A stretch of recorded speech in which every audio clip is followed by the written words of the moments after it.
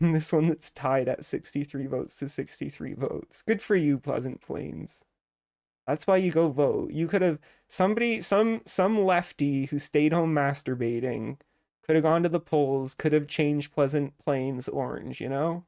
That's why you go vote for Pleasant Plains, Staten Island. Anyway, we're gonna watch because I didn't watch this on stream yet, and I had to search for this. People didn't like have this anywhere. I was kind of annoyed. Either with handling COVID, saying that nothing was perfect, handling the sexual harassment scandals that drove him from the job. Let's listen to this fella. Park slope there, and if somebody could get those signs down. Oh, there we go.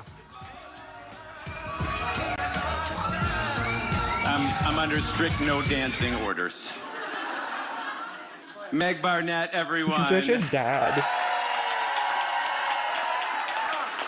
I could have gotten not one more vote than the people standing on this stage today, and I would still be the luckiest guy in the city of New York.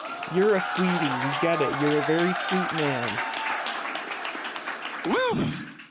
Thank you all for being here tonight. The votes are still being counted, and the ranked choice tabulations will take a few days, but this much is clear. Together, we are sending Andrew Cuomo back to the suburbs.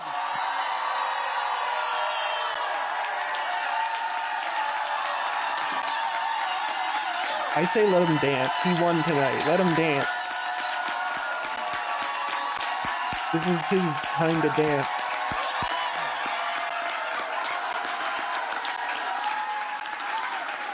With our help, Zohran Mamdani will... And don't get me wrong, I think he's principled. I think he genuinely would much prefer Zohran than Cuomo, right? And like, you know, I don't doubt, even if he's like a little bit more moderate, maybe, I don't even know. I'm not even interested in making those evaluations. Like I said, this dude was a dues paying DSA member. This is a real one. He's a real one. And it's like, even if he wasn't, which I'm sure he is, but even if he wasn't a real one, how big of an idiot do you have to be like Jessica Ramos to drop out and endorse Cuomo in this race? Like, how stupid do you feel? Like, how good for Brad Lander's career was just being the third guy in the race and then endorsing Zohran and doing stuff with Zohran? Like, this gives Brad Lander a national profile. This gives him like millions of fans, millions of supporters. Like, you have to be totally stupid at this point as a Democratic politician to like not throw your weight behind the progressive candidates, regardless of your own beliefs. If you're even interested in your own career, you know, you kind of should be doing what Brad Lander's doing. But I think he genuinely like is a good guy also, you know. But it's just like it's such a win for him. Like, I know he came third, but this is such a win. This is so good for him in his career, and it makes me happy that like he was rewarded for doing the right thing in this case, unlike someone like Jessica Ramos, who you don't even see her around, right? Nobody cares. Nobody's gonna care anymore. Her career's done because she endorsed Cuomo, and she was supposed to be a progressive. She's done.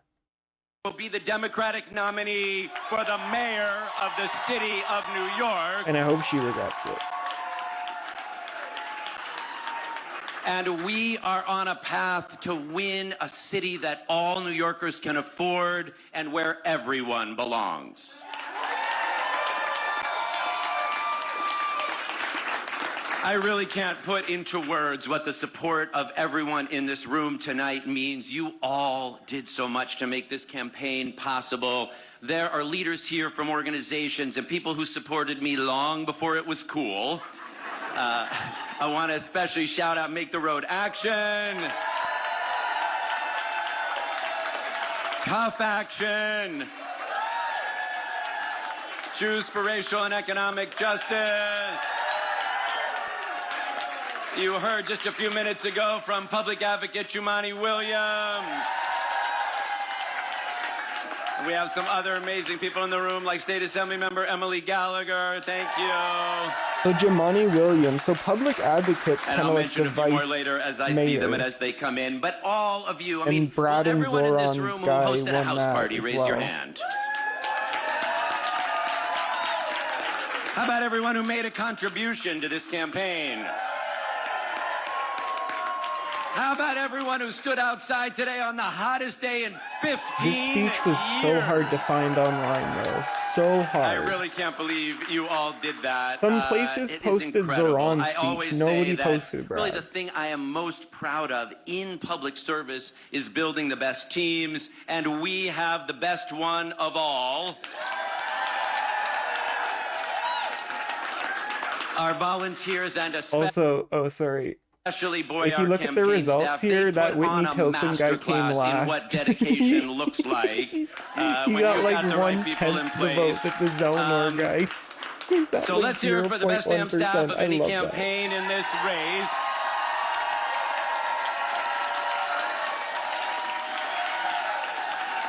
Raise your hands, Landers, Team Landers staff, please.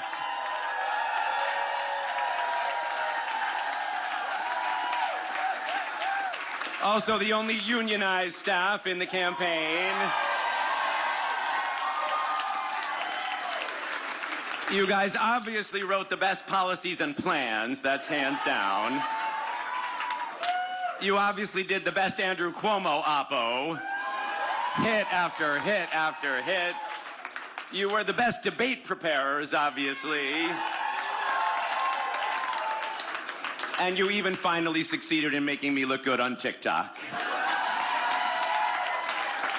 Really, your devotion, your passion, your belief in me as the right leader for this city mean more than I could possibly communicate. And we had some incredible consultants on this race, so thank you, Berlin Rosen and Global Strategy and Blake Zeff and everybody else who worked on this team.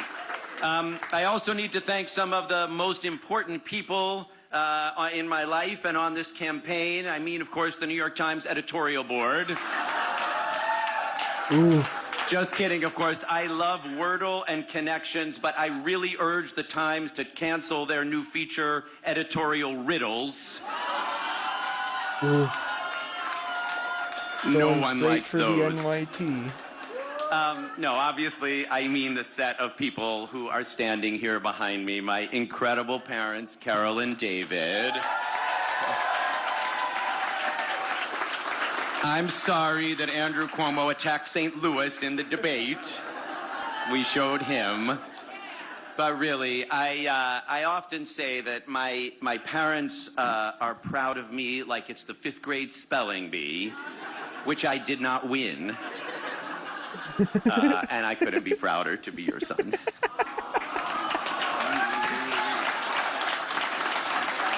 That was pretty funny. Big shout out and thank you to Meg's sister Beth, who is here. And to my sister Rachel. That was Brad Landers speaking in Park Slope. Oh, they cut him off. Fuck them. I love that, though. He fucking... nothing but kind words for others. That really felt like a victory Let's go over to where speech. Zelnor Myrie is in Brooklyn, speaking to his supporters. Alright, sorry, we're gonna go. Let's watch Zohran's speech now real quick. This is a good one. This is breaking news.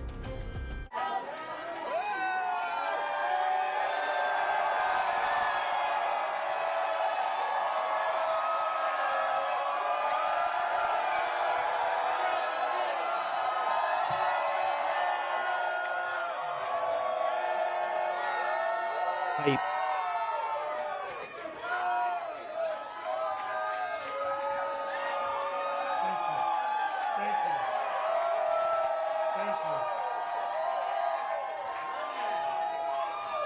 Thank you, my friends.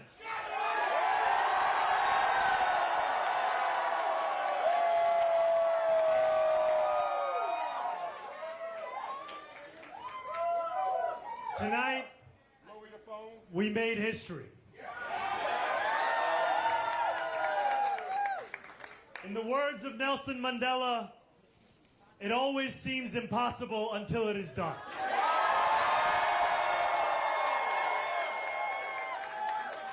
My friends, we have done it.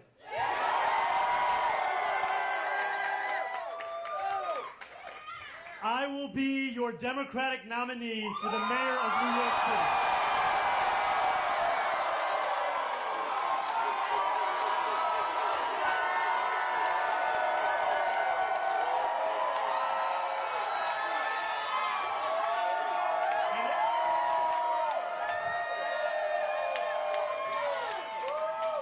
An hour ago, I spoke with Andrew Cuomo about the need to bring this city together as he called me to concede the race.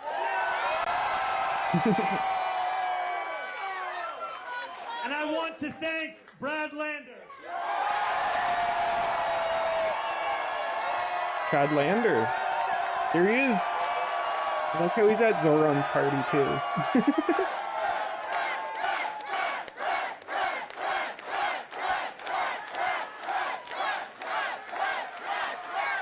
Who did exactly that.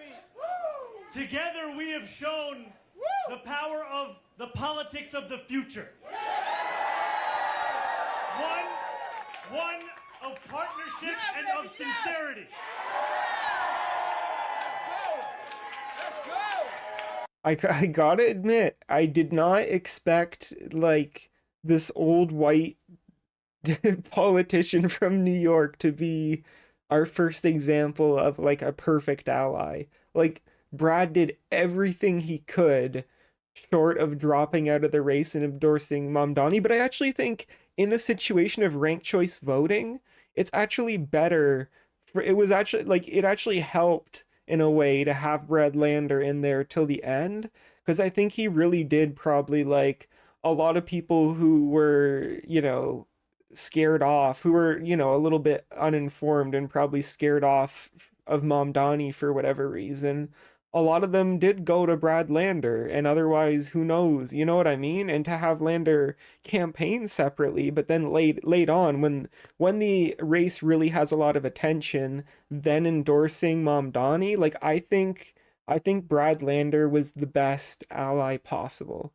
Like I think he did the most to help the cause and help the coalition that he possibly could, and like that element of it is in some ways it's more surprising than just having a 33-year-old Ugandan immigrant rapper become the Democratic candidate for the mayor of New York. As surprising as that is, I'm almost more surprised that like the older white career politician who is already the acting comptroller, like I'm more surprised that he was a perfect ally, because the example we've seen in America is that when Bernie runs, Elizabeth Warren and Jim Clyburn and all these nasty people come out for Biden, all these people that we would expect to take more progressive positions on things, they came out swinging for Biden, and it was gross. Even like I don't know, Andrew Yang, even some people thought like Kamala Harris was a progressive at the, I was that little girl on the bus, you're such a racist, Joe Biden, and then 2 months later she fucking endorses him. It's like it's all so transparent. This is abnormal. This is very abnormal. We don't expect, like, it's so weird to see somebody actually making like being a good ally and not just trying to like destroy the progressive movement and the progressive campaign at any cost. You know what I mean? It's crazy. Like Elizabeth Warren did everything she could to be a bad ally. She did literally everything she could to stop Bernie, and it's night and day. It feels like I'm having like imposter syndrome here. It's like, is this real? Is this my body? Am I watching this? Am I watching like the more moderate candidate actually fucking, and I say he's more moderate, he's a fucking DSA member. So I think part of this is just like Brad Lander being awesome, like in his own right, right? But it's, I don't know. I never would have. Every time it feels like there's always some moderates, there's always some idiots who get in the way of progress. And like that didn't happen here. They were the perfect allies to progress, and it made Mamdani win even harder. And like haven't even they have such a strong coalition and such a strong mandate now. It's not contentious. It's not up in the air. I don't even know, like, how are you going to challenge Mamdani in the general election with Adams or Cuomo or whoever? How are you going to do it? I don't think you can, because they have such a strong mandate at this point, and they're only going to get more popular. Like, this is crazy. This is like good things happen, you know? Rare, unusual things happen, and sometimes they're actually good. And it's like, I feel like we're a group of people who doesn't even know how to process good things. Like, it's like we don't have like we don't know what to do or what to say or like how to feel. We're like, can we really feel happy? Is this like really like, is this real? You know, it feels like we shouldn't be. I don't know. It's so nice though.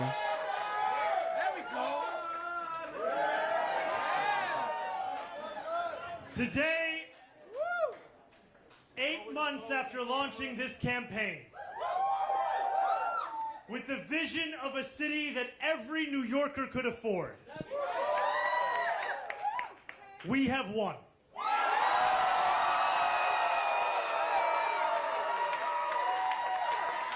We have won from Harlem to Bay Ridge. We have won from Jackson Heights to Port Richmond. We have won from Maspeth to Chinatown. We have won because New Yorkers have stood up for a city they can afford. A city where they can do more than just struggle. One where those who toil in the night can enjoy the fruits of their labor in the day. Where hard work is repaid with a stable life. Where 8 hours on the factory floor. You like, sorry, I just gonna interrupt one more time to say how cool, like, we've seen the movie where the progressive comes out of nowhere. Nobody's heard of them. Nobody had heard of Bernie Sanders for whatever reason. Nobody's heard of them. They come out of nowhere. They threaten the Democratic establishment. They represent like a real change. And we've seen this movie before. We know the plot goes that all the Democrats, all the institutional candidates team up to stab this person in the back and to not let the good thing happen. We've seen it so many times. We even saw it in this very race when Jessica Ramos, who like I even knew before this race was like a pretty solid progressive and like was pretty, you know, she's not like as good as like an AOC, but she was like, besides AOC, she was like among, you know, my top 5 New York politicians who's like decent on stuff. Like I didn't know that many New York politicians, obviously, but people had a pretty good impression of her and were thinking like, is this like another potential like AOC type person? And she endorsed Cuomo. She drops out of this race and endorses Cuomo and just like throws away her. But in a sense, I wasn't surprised by it because it's just kind of like, yeah, only the real ones, like only the realist ones in that situation, you know, aren't just going to give in to the establishment and do what the donors and do what the party wants. It takes a real motherfucker to go out to be like, fuck all of you, fuck your donors, fuck everyone with power in this country. I'm going with what the people want, kind of thing. And like, we saw this movie before. I've seen this movie before. I didn't know what to expect from this, how this race would turn out. I knew Zohran had a chance though. And I just feel like we have to give it to Brad because he wasn't the villain that recent, you know, political experience in America would teach us to expect him to be. He was a hero. He was the best ally. He was the dude dying at the gate to like keep the bad guys out of the castle so that their true king can reign or whatever. You know what I mean? And like, I don't want to make it sound like it's a sacrifice because like I said, I think this was amazing for Brad Lander's career. I think now he has an international profile and millions of people who love him and support him. And all he had to do was do the right thing in his position. So but it's just weird because we really have seen this movie a lot of times and it doesn't usually end this way. It's almost like Zoran was a real one and like but Zoran's position is so much stronger. He has such a stronger coalition behind him because of Bradlander. Um so like I think we just got two amazing candidates in this race, honestly. Um there's only one New York to be the mayor of, but Brad should do something cuz he's clearly part of this with us. Um So I just, how often will we get candidates like this? I don't know. Like, what I mean is, I think we're going to get 1,000 Zohran Mamdanis all across the country, and I think they're going to be great, great fellas, and they're going to do cool things, okay? But will all of those Zohran Mamdanis have an acting city comptroller who's like a DSA member and is ready to like be that perfect ally? I don't know. Probably not, right? I think and obviously will there always be enemies that are as bad as Cuomo? No, but I don't even really think that's necessarily the issue. Like I think even a normal Democrat Zoran would have run circles around and they would have like looked, similarly as bad. I don't really think that Cuomo's awfulness, his unique awfulness, is like the unique determining factor in this race, simply because like the people who were tuned into politics would have rejected any moderate Democrat. And the people who aren't tuned into politics voted for Cuomo anyway because of name recognition. Like, I don't think Cuomo was an especially weak candidate. I think he had a lot of skeletons in his closet, but also just like he still got over 30% just based on name recognition, basically, right? I think he was like a relatively strong candidate from that point of view. And that's part of why, we kind of caught. I think they thought he could coast in based on that. I don't think the establishment expected, obviously, things to go this way. It's much more than Trump. It's this broader, era of neoliberalism that's been going on for decades now, and people are fed up with it. People want change. Even if we just get more George Bush and more Obama, people still just want change, right? So I don't even think Trump is like the big factor in this. I think it's just like this is what happens in the era of neoliberalism and late stage capitalism. The conditions are the same everywhere. It's not like Arkansas isn't dealing with, neoliberalism. It might be dealing with it worse in some ways, right? So I think the conditions for this kind of thing are ripe everywhere.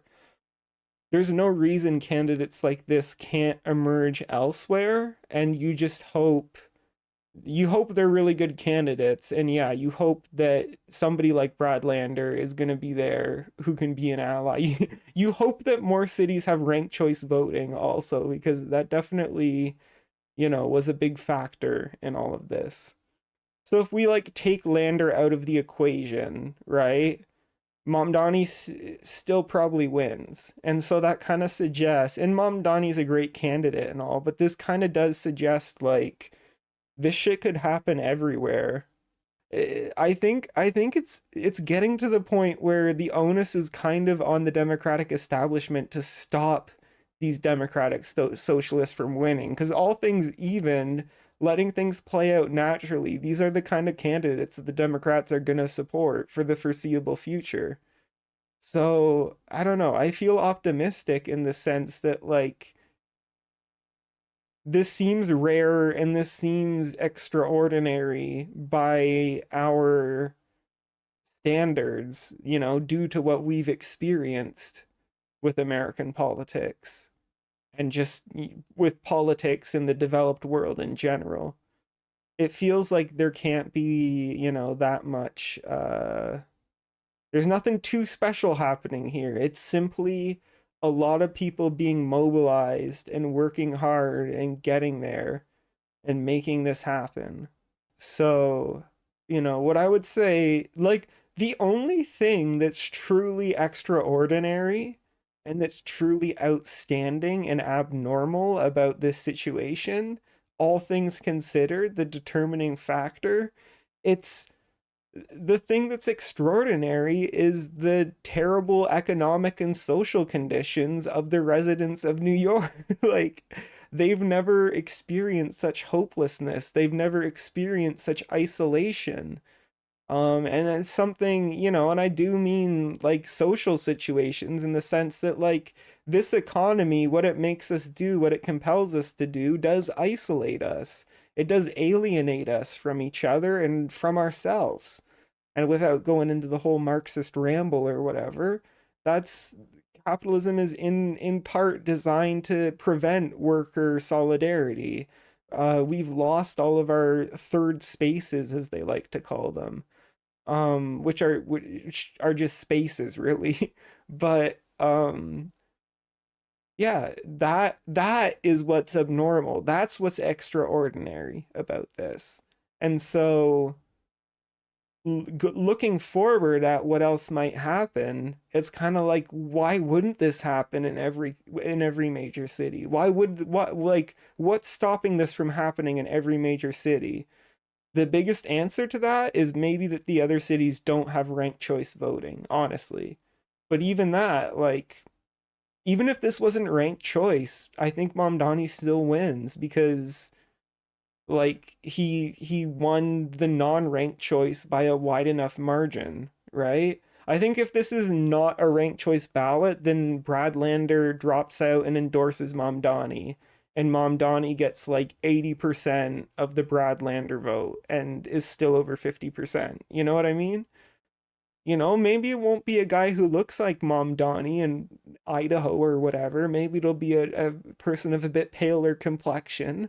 But I don't see why candidates like this can't win everywhere. I also think that, like, if you're the Democratic Party, and this is something I've heard people talk about recently too, if you're the Democratic establishment, you're even more scared of your red states, like your red state Democrats, because you realize that, like, the candidates, like the primaries for Democratic elections in red states, they're very small affairs.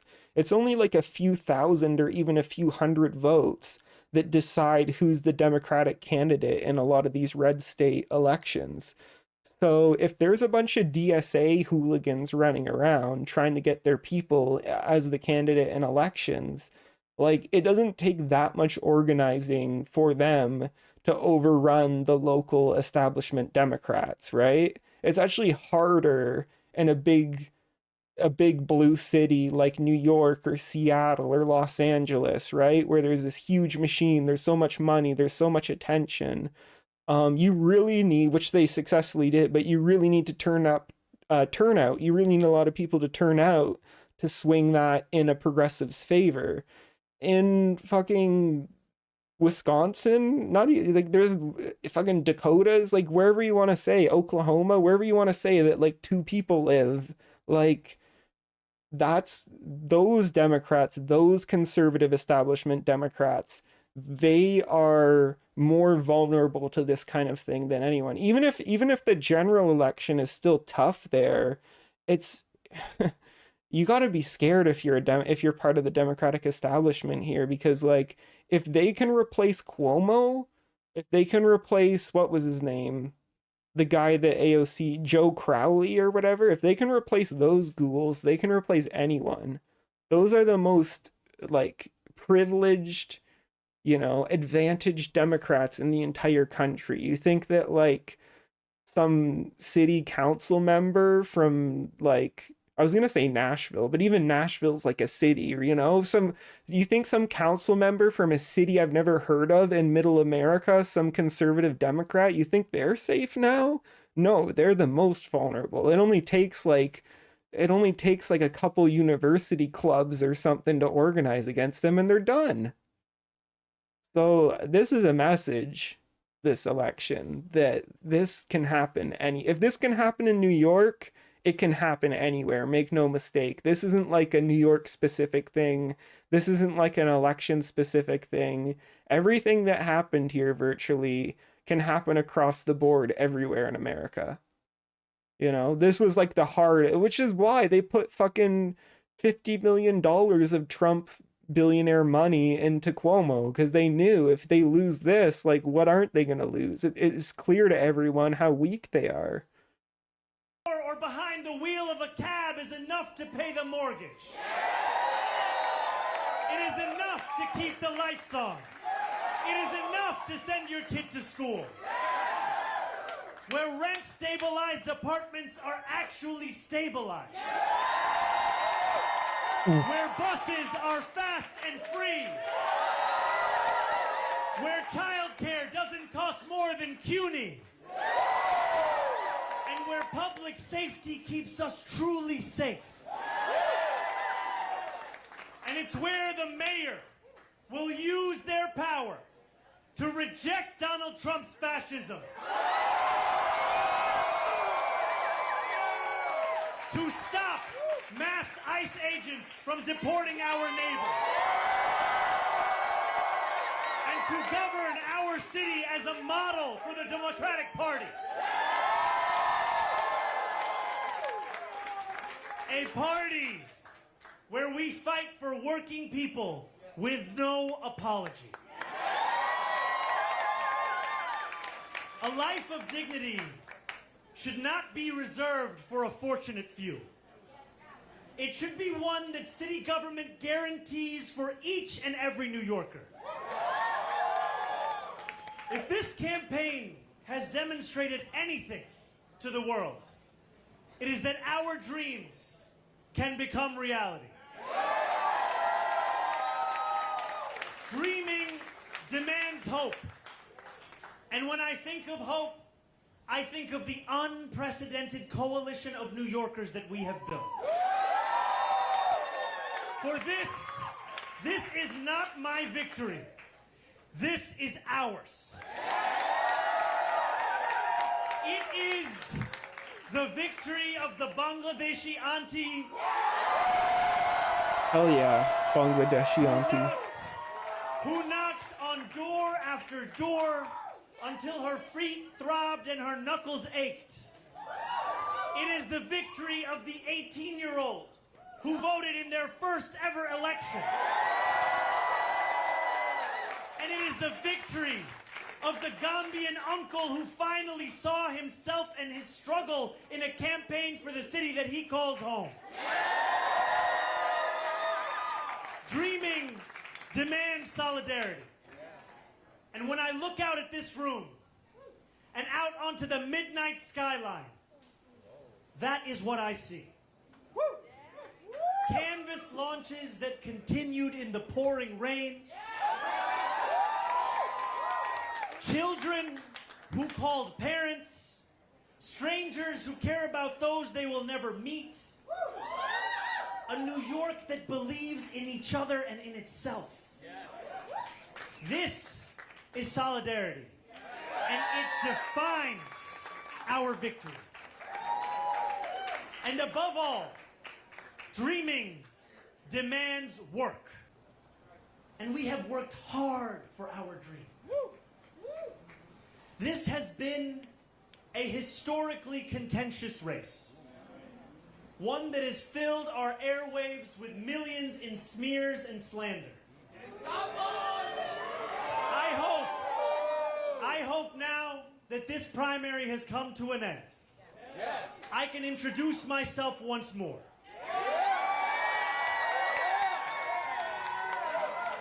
Not as you've seen me in a 30-second ad or in a mailer in your mailbox, but as how I will lead as your mayor. I will be the mayor for every New Yorker. Whether you voted for me, for Governor Cuomo, or felt too disillusioned by a long, broken political system to vote at all, I will fight for a city that works for you, that is affordable for you, that is safe for you. I will work to be a mayor you will be proud to call your own. I cannot promise that you will always agree with me, but I will never hide from you. If you are hurting, I will try to heal. If you feel misunderstood, I will strive to understand. Your concerns will always be mine, and I will put your hopes before my own. And I know that those hopes extend beyond our 5 boroughs. There are millions of New Yorkers who have strong feelings about what happens overseas. Yes. I am one of them.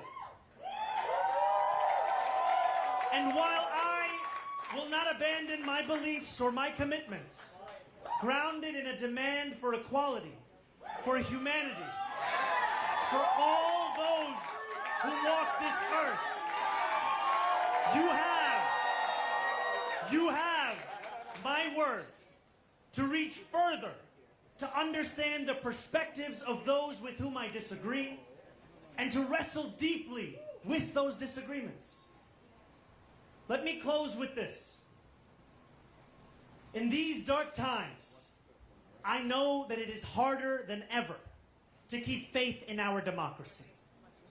It has been attacked by billionaires and their big spending, by elected officials who care more about self-enrichment than the public trust, and by authoritarian leaders who rule through fear. But above all, our democracy has been attacked from within. For too long, New Yorkers have strained to find a leader who represents us, who puts us first. And we have been betrayed time and again. After so many disappointments, the heart hardens, belief becomes elusive. And when we no longer believe in our democracy, it only becomes easier for people like Donald Trump to convince us of his worth. For billionaires to convince us that they must always lead. As FDR said, democracy has disappeared in several other great nations, not because the people disliked democracy, but because they had grown tired of unemployment and insecurity, of seeing their children hungry while they sat helpless in the face of government confusion and weakness. In desperation, they chose to sacrifice liberty in the hope of getting something to eat. New York, if we have made one thing clear over these past months, it is that we need not choose between the two. We can be free and we can be fed. Imagine. That's we crazy can talk. demand what we deserve. Arrest this man. And together we have built a movement where everyday New Yorkers Don't tell Americans they recognize can be themselves fed. in our vision of democracy. Every new voter registered, that is faith renewed. Every voter who traveled through withering heat to the polls, that is faith renewed. And every New Yorker who sees solutions to the daily challenges they face in this campaign, that is faith renewed. Together, New York, we have renewed our democracy. We have given our city permission to believe again. And I pledge to you that we will remake this great city, not in my image, but in the image of every New Yorker who has only known struggle. In our New York, the power belongs to the people.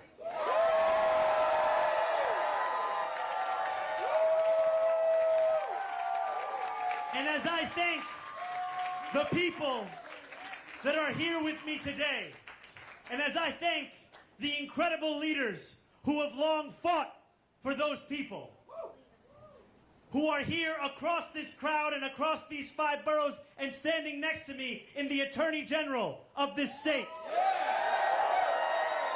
in the public advocate of this city, in our Congresswoman, Nydia Velasquez, in our Controller, Brad Lander, and in every single person who believed in this campaign long before it was easy to do so. And you believed when it was difficult. We dreamt in the night, and we are now building in the dawn.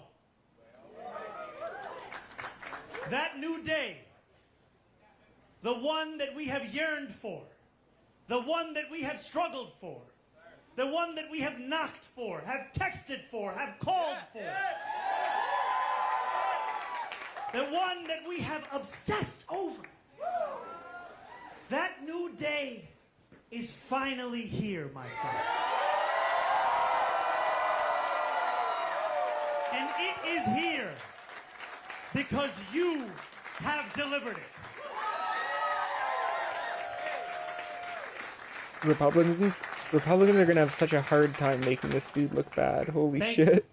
How are you gonna make this guy look bad?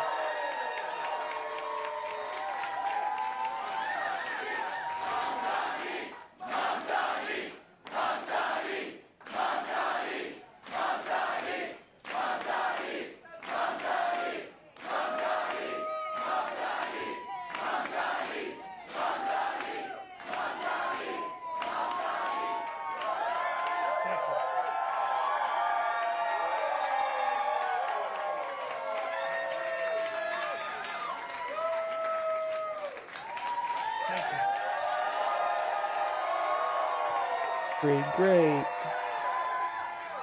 And as I thank you, I must thank those who brought me into this world. I must thank my mother and my father.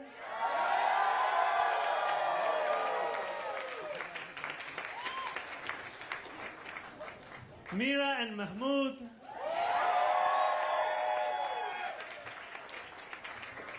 And I must thank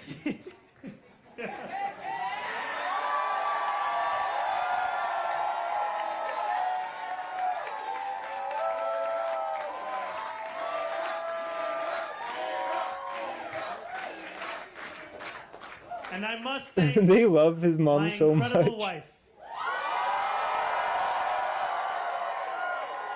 Rama Duaji.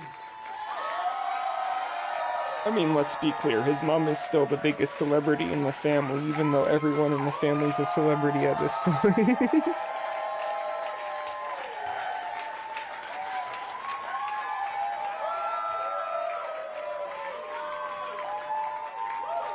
Thank you. Thank you so much.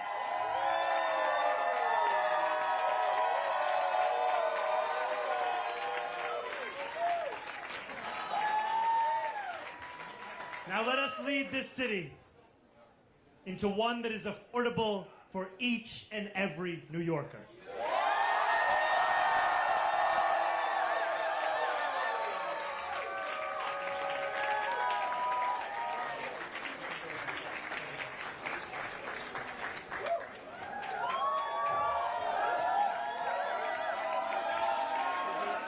Let's do a Mira speech now. Speech, Mira!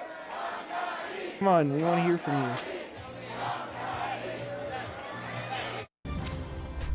This has been The British crown. Somebody somewhere, some duke with a British accent somewhere is like, why the hell did we give that Mira lady fucking title? We shouldn't have recognized her. We didn't know she was gonna pop out as socialist, take over New York. What the hell?